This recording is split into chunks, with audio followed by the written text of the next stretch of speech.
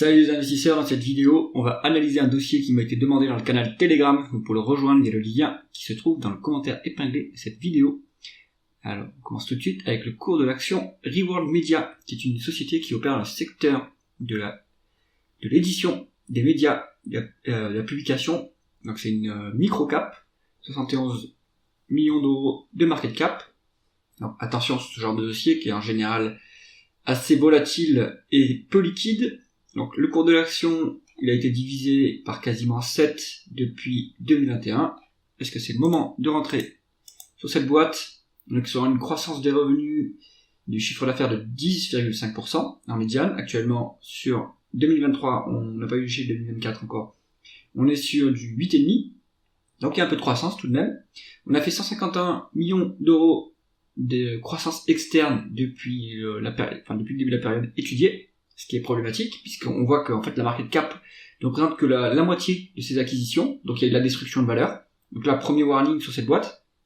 On va regarder les taux de marge. Les taux de marge bruts, on va dire que c'est un peu fluctuant quand même, mais depuis quelques publications, donc depuis 2020, on se stabilise bien autour de 45, autour de la médiane qui est à 46%. Donc c'est pas trop mal. La société a un peu de pouvoir de fixation des prix, mais elle n'a pas d'avantage concurrentiel. Le taux de marge d'EBITDA, lui, est en hausse depuis le début de la période, à un niveau raisonnable, donc efficience opérationnelle correcte, on va dire. La médiane est à 9,5, actuellement on se trouve sur du 11,2, donc ça c'est pas mal. Et le taux de marge net est faible, à 3,5, contre une médiane de 4%. Donc toujours pareil, sur ce genre de business avec des faibles marges, des business de radin, on est obligé d'avoir une bonne rotation de l'actif, une bonne gestion des stocks pour générer des bénéfices et éviter de faire des pertes parce qu'on est près du seuil de rentabilité. Donc on voit qu'ici on n'est pas sur une société très qualitative, mais on a quand même une gestion qui est correcte, puisqu'on ne fait pas de pertes. Alors on a fait des pertes en 2017, un peu avant 2017, mais depuis on fait plus de pertes, donc là on est sur une gestion, on va dire, correcte. On continue avec la conversion des bénéfices nets en free cash flow. Eh bien les bénéfices c'est du vent. On n'a pas de free cash flow en fait. Enfin, on en a, mais ils sont vraiment, vraiment très faibles. Donc, mauvaise conversion des bénéfices en free cash flow. D'où est-ce que ça peut venir? Donc, on a pourtant une variation du BFR qui est favorable sur la période. Est-ce que on a des dépenses en capital élevées, un peu plus élevées que les prestations amortissement? Donc, on continue à investir dans le business. Donc, d'où vient la différence? Est-ce qu'on a des other non-cash items? Les other non-cash items sont aussi favorables. Donc, la réponse se trouve dans les tableaux de flux de trésorerie de l'entreprise pour comprendre d'où il y a la différence. Là, on n'a pas la différence. Donc, allez analyser dans les précédentes publications les tableaux de flux de trésorerie pour comprendre pourquoi est-ce que les free cash flow sont vraiment plus bas que les bénéfices nets.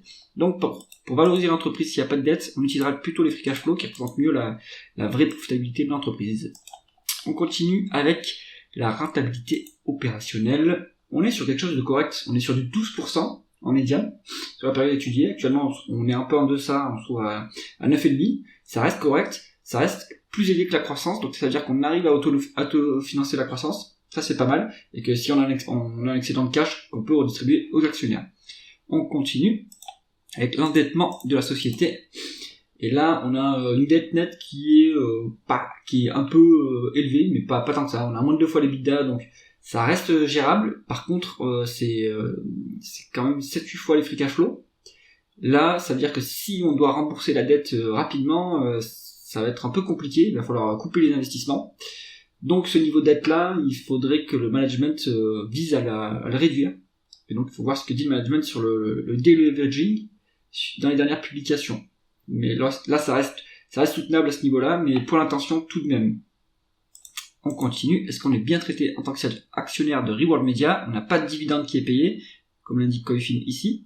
Est-ce qu'on a de la dilution? Oui, on a de la dilution sur la période. Donc ça, c'est complètement, c'est pas bon du tout, puisqu'en plus, on a été divisé par 2 en termes de dilution entre le début de la période et 2023. Donc ça, c'est mauvais. C'est-à-dire que on fait appel d'un côté à la dette pour financer la croissance, mais on fait aussi des augmentations de capital pour financer la croissance.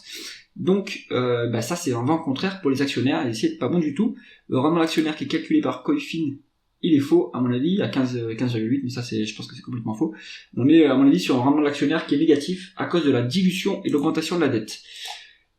En ce qui concerne la valorisation, donc on regarde la valeur d'entreprise sur EBITDA, eh bien la valorisation reflète un peu cette médiocrité du dossier. On est sur une médiane qui est à 6, on est sur un secteur qui est de toute façon complètement mature, bien que la société ait de la croissance, mais les perspectives de croissance sont pas, à mon avis, très importantes.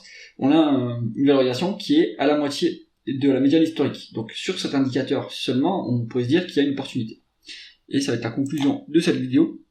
Sur les small caps, tels que Reworld Media, en fait, il y a une partie de la qualité du business, du marché aussi, qui va faire la différence, mais ce qui compte majoritairement, c'est la qualité du management et l'alignement des intérêts du management avec les actionnaires minoritaires. Je vous invite à regarder dans les rapports annuels et dans les publications de Reworld Media, la section conventions réglementées. De mémoire, il y a des conventions réglementées entre la société Reworld Media et les sociétés qui appartiennent au manager, au PDG, qui font que l'alignement des intérêts n'est pas correct sur cette boîte, et donc l'actionnaire n'est pas bien traité. Comme vous pouvez le voir, il n'y a pas de dividende par exemple, et il y a de la dilution. Donc ça, c'est très important sur les small caps, beaucoup plus importante que ce genre d'analyse qualitative, c'est la qualité du management, l'alignement des intérêts, et ça, il faut aller dans les rapports financiers pour voir si on a un bon alignement des intérêts. Donc, moi, personnellement, quand je fais des small caps, d'ailleurs, je fais pas vraiment des small caps, je fais plutôt des mid caps, je regarde si je prends plutôt des sociétés familiales qui ont un bon alignement des intérêts avec les actionnaires minoritaires. Donc ça, vous pouvez le voir en regardant, par exemple, est-ce que la famille est encore majoritairement exposée à la société, donc quelle part de la société elle détient, et voir aussi si la famille a plutôt des perspectives long terme plutôt que des perspectives à court terme. Et ça montre un bon alignement des intérêts, ce qui n'est pas le cas sur Reworld Media. Maintenant, si vous voulez faire un coup purement sur la valorisation, là il y a une décote, mais est-ce que cette décote est méritée? Je n'ai pas la réponse à cette question. J'espère que cette analyse vous a plu. Si c'est le cas, mettez un pouce vers le haut et pensez à vous abonner à la chaîne. À bientôt.